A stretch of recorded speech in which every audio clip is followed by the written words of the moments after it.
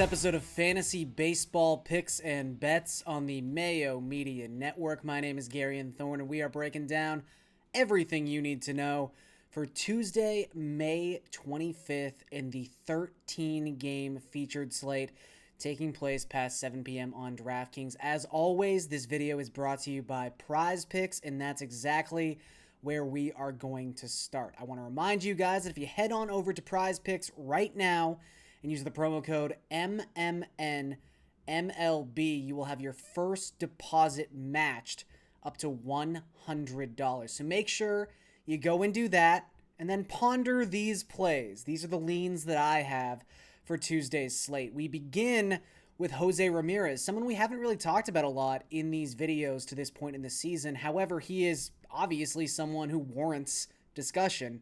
Ramirez, after a couple slow weeks to begin the 2021 season, has been hitting exactly like you would expect Jose Ramirez to hit. He's been stealing bases. He's basically been the only consistent offensive contributor for Cleveland so far in 2021. And he gets arguably the best possible matchup any hitter could get in 2021 on Tuesday in Tarik Skubal, who's been struggling immensely for Detroit. We'll get into his very bad numbers a little bit later, but let's focus on Ramirez for this particular prop. The over-under for fantasy points on Tuesday on Prize Picks is set for 8.5. I like the over, and again, Skubal has just been terrible so far this season, whether you want to go by his expected statistics, his surface statistics, or the amount of barrels he is allowing to opposing hitters. 20. The most of any qualified pitcher in all of baseball so far this season. But Ramirez, since the beginning of May, has a 314 isolated power, a 396 WOBA, and a 154 WRC+. It really doesn't matter necessarily that he has a great matchup. Ramirez is someone who could easily get over 8.5 fantasy points, even in a poor matchup. But the fact that he has a good matchup is not something we are going to discount. We're going to take advantage of it. And I think he goes over this number on Tuesday. The other over I like, little bit of a different scenario. We're going with a very talented hitter in Christian Yelich. I think this is just an opportunity to maybe buy low on Yelich. He got an off day on Monday, scheduled off day. He's fine. The back is fine. And it seems like he's about ready to break out. He's on the precipice of breaking out. His last game on Sunday, he had 2 hits in that contest. One of them was his first home run of 2021. And even though it took him that long to get a home run, he's still been good in the limited sample we've seen, specifically against right-handed pitching. In 49 plate appearances this season against right-handed pitching, Christian Yelich has a 137 WRC+. Now, this is not a Tarik Skubal situation when it comes to his matchup. He draws Joe Musgrove of the San Diego Padres. Musgrove has been very good so far this season, though his expected ERA is about a run higher than his actual ERA. The thing I really like about this matchup, aside from just the fact that I think Yelich can clear 5.5 fantasy points on pretty much any night he's healthy, especially in a right-on-left matchup, but all the damage that has been done against Joe Musgrove in 2021 has been by left-handed bats. 5 of the 6 home runs he's allowed have come off of left-handed bats. It's just the preferred split when you're looking to attack Joe Musgrove. And look, I don't want a Brewers stack on Tuesday. That's not something I'm going to suggest over on DraftKings, but on Prize Picks, with this prop set so low, again, 5.5 fantasy points for Christian Yelich, the former National League MVP, who's now healthy. I think he can go over this in an opposite hand matchup against someone who has had his issues with left-handed bats this season and in the past. So Yelich over 5.5. I also like Jose Ramirez over 8.5. Let us move to that 13-game featured slate on DraftKings. Things get kicked off at 7:05 p.m. Eastern. Obviously, we can't break down every single aspect of a slate this big, but here's what jumped out to me on my first look. First and foremost, jumping back into that Brewers game, that Brewers-Padres game, Corbin Burnes is mispriced in this game. I mean, I'm just going to be blunt. He's $9,100. There's no discernible reason why Corbin Burnes should ever be less than $10,000. I know there's some really, really good pitchers at the top end of this slate. I know we get Jacob deGrom back on Tuesday, and his salary is absolutely insane against a Rockies team that cannot hit away from Coors Field. So there's reasons why his salary is slightly depressed, but this is the second lowest price point he's been all season. And the first time he was this low, it was the first game of 2021 when he hadn't really proven himself despite his status in redraft formats. Look, Corbin Burnes through 40 and a third innings has a 1.79 ERA. He's got a 1.29 expected ERA, and his FIP is 0.84. He has struck out 44.7% of the opposing batters he has faced so far this season. And as we saw with Brandon Woodruff on Monday, this San Diego offense is coming alive. Fernando Tatis Jr. has been incredible since coming off the COVID list, but they're susceptible, just like anyone else, to elite right-handed pitching, and that's exactly what Corbin Burnes is. Like I said, I'm not going to sit here and say this is a great matchup, San Diego's terrible, they can't hit. That's not the case. San Diego is not necessarily a team you want to be using a pitcher against under most circumstances, but Corbin Burnes isn't most pitchers. He is someone who has struck out at least 9 batters in every single start he's made so far this season. His fantasy upside is unmatched. It's unmatched. It just is. No one has the sort of strikeout potential that Corbin Burnes brings to the table. And if you're ever going to get him for less than $10,000, it's just a blind in. You're just in on someone like that if he's ever got any bit of value in his salary. And that's what we find on Tuesday because, like I said, he should just be $10,000 at the very least. So 9-1 is an opportunity to buy. The other pitcher who stood out to me on this slate, also just too cheap. I don't really understand it. Kevin Gausman, $7,200. Have people been watching Kevin Gausman pitch? Do we just ignore the Giants? I'm not quite sure what's going on here.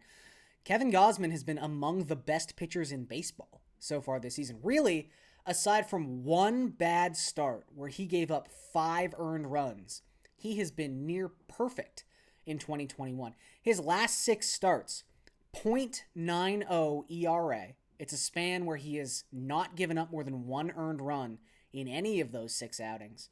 His FIP, 2.03, so a little bit higher, but still an incredible FIP in the grand scheme of things. And his opponents only have a 0.202 WOBA in those 6 starts against Kevin Gausman. 32.2% strikeout rate, also within that span of time. The best part about this is Gausman draws the Arizona Diamondbacks, really the unlucky Arizona Diamondbacks. They've been dealing with so many injuries so far this season. They do have Ketel Marte back. That's nice, but this is a team that throughout May has been among the worst in all of baseball. In fact, coming into Monday in the month of May, they had a 74 WRC plus.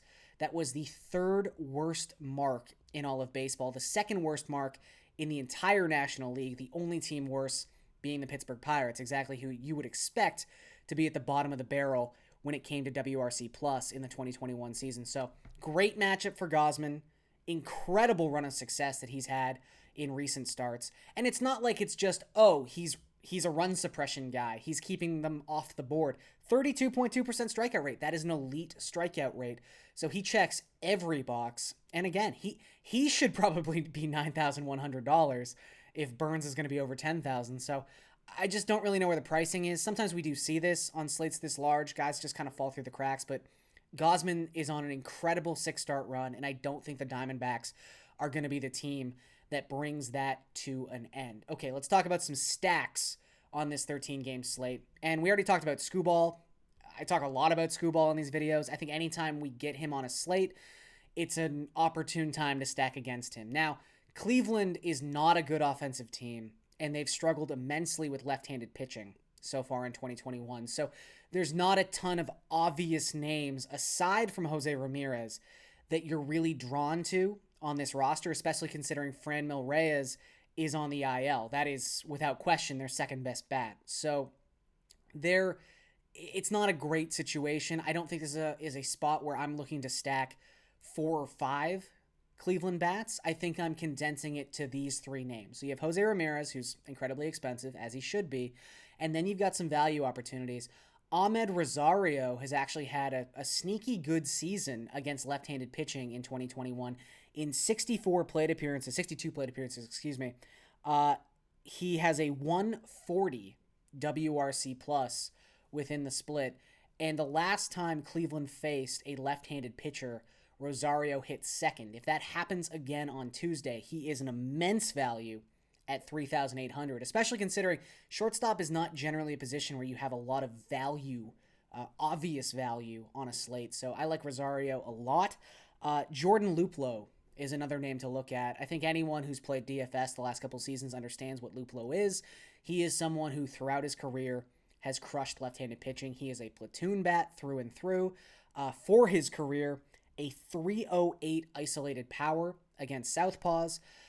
He hit cleanup in that last aforementioned game against a southpaw for Cleveland. So there's a chance that you could get the 2, 3, and 4 hitters in Cleveland's lineup at a relatively low cost. Again, Ramirez is 5'7", but Rosario is 3'8", and Luplow is 3'5". So it all kind of evens out in the wash. And again, Scooball's just bad. 20 barrels so far this season. That's the most of any pitcher in baseball.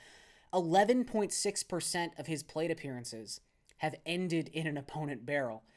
To put that in perspective, the next worst qualified pitcher in baseball is at 8.6% of his plate appearances ending in a barrel. So far and away, the worst pitcher in baseball so far this season. And Detroit's bullpen is also terrible. So really, there's a lot of opportunity for the center of Cleveland's batting order to do some damage on Tuesday. Someone who actually checks in just under Tarek Skubal when it comes to barrels allowed per plate appearance is Dean Kremer, who's actually allowing a barrel in 8.5% of his plate appearances so far this season. That's the third highest rate among qualified pitchers. Kremer's going up against Minnesota. Minnesota should just tee off here. Their offense has been heating up anyway as of late. And Kremer he struggled in general, let's be honest. He's pitched 34 innings, has a 6.24 FIP, 2.65 home runs per 9 allowed among pitchers who have thrown 30 innings so far this season. That is the third highest total in terms of home runs per 9. So very susceptible to the long ball, very susceptible to the big inning, specifically susceptible against left-handed bats. Lefties have 3.21 home runs per 9 against him so far this season, and a 4.09 WOBA.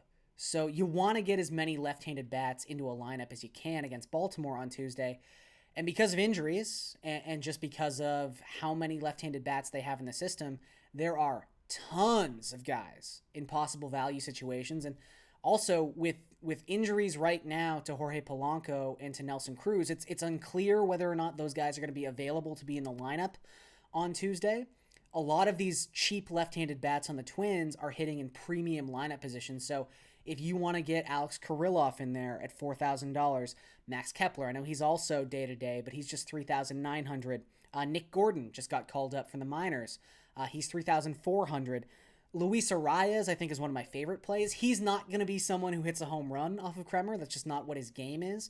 But he's just $3,200. He's hitting leadoff.